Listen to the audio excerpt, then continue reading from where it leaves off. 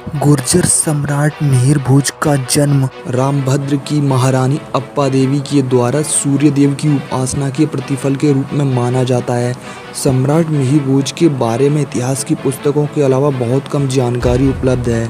मिहिर भोज ने 836 ईस्वी से 885 ईस्वी तक 49 साल तक राज किया। मिहिर भोज के साम्राज्य का विस्तार आज के मुल्तान से पश्चिम बंगाल में गुर्जरपुर तक और कश्मीर से कर्नाटक तक था। आज की वीडियो में दोस्तों मैं आपको इस महान सम्राट और इसके राज्य के बारे में बेहद इंटरेस्टिंग बातें बताऊंगा।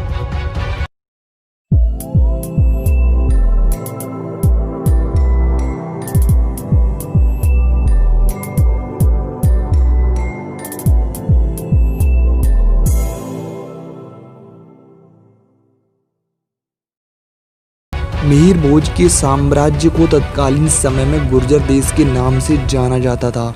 सम्राट मिहिर भोज बलवान, न्यायप्रिय और धर्मरक्षक सम्राट थे।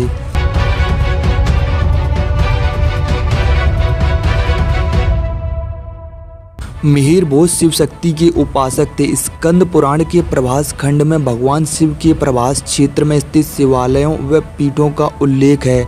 गुर्जर प्रतिहार साम्राज्य के काल में सोमनाथ को भारतवर्ष के प्रमुख तीर्थ स्थानों में माना जाता है।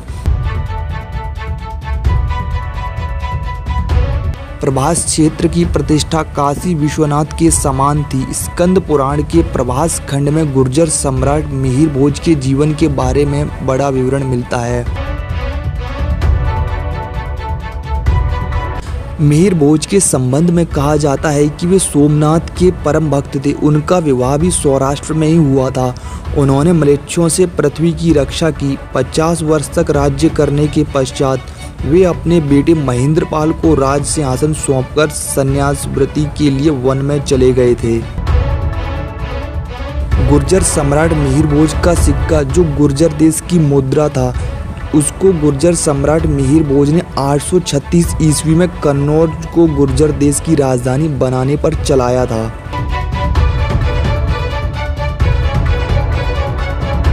गुर्जर सम्राट मिहिर भोज के सिक्के पर वराह भगवान, जिन्हें भगवान विष्णु के अवतार के तौर पर जाना जाता है, वराह भगवान ने हिरण्याक्ष राक्षस को मारकर पृथ्वी को पाताल से निकालकर उसकी रक्षा की थी।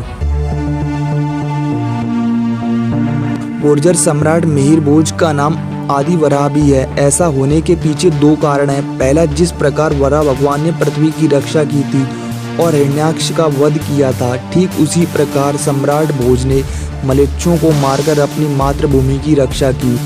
दूसरा कारण, गुर्जर सम्राट का जन्म वराह जयंती को हुआ था, जो भादो महीने के शुक्ल पक्ष की द्वितीय दोज को होती है। सनातन धर्म के अनुसार इस दिन चंद्रमा का दर्शन करना बहुत शुभ फलदायक माना जाता है। इस दिन के 2 दिन बाद महाराष्ट्र में गणेश चतुर्थी का उत्सव मनाया जाता है। जिन स्थानों पर गुर्जरों को सम्राट भोज के जन्मदिवस का पता है, वे वराह जयंती को बड़े धूमधाम से मनाते हैं।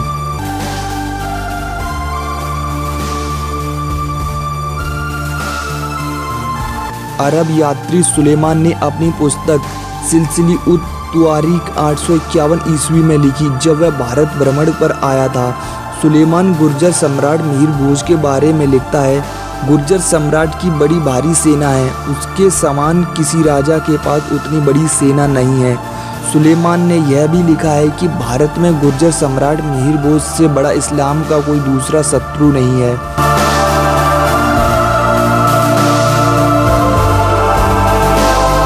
मिहिर भोज के पास ऊंटों, हाथियों और घुड़सवारों की सर्वश्रेष्ठ सेना है।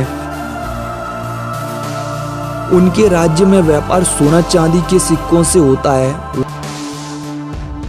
यह भी कहा जाता है कि उसके राज्य में सोने और चांदी के खाने भी हैं। गुर्जर देश भारतवर्ष का सबसे सुरक्षित क्षेत्र है।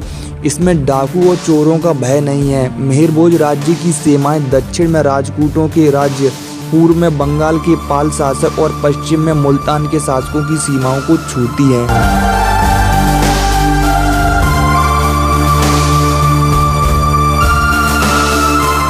शत्रु उनकी क्रोध अग्नि में आने के उपरांत ठहर नहीं पाते थे। धर्मात्मा, साहित्यकार व विद्वान उनकी सभा में सम्मान पाते थे। उनके दरबार में राजशेखर कवि ने कई प्रसिद्ध ग्रंथों की रचना की। कश्मीर के राज्य कवि कलहड़ ने अपनी पुस्तक राजतरंगिणी में गुर्जर सम्राट मिहिर भोज का उल्लेख किया। उनका विशाल साम्राज्य बहुत से राज्य मंडलों आदि में विभक्त था। उन पर अंकुश रखने के लिए दंडनायक स्वयं सम्राट द्वारा नियुक्त किए जाते थे। योग्य सामंतों के सुशासन के कारण समस्त साम्राज्य में पूर्ण शांति व्यवस्था थी। सामंतों पर सम्राट का दंडनायकों द्वारा पूर्ण नियंत्रण था।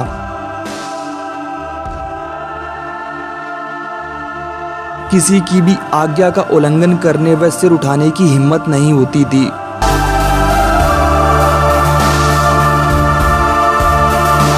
उनके पूर्वज सम्राट नागभट्ट प्रथम ने स्थायी सेना स्थापित कर उसको नगद वेतन देने की जो प्रथा चलाई वह इस समय में और भी पक्की हो गई और गुर्जर साम्राज्य की महान सेना खड़ी हो गई। यह भारतीय इतिहास का पहला उदाहरण है जब किसी सेना को नगद वेतन दिया जाता हो।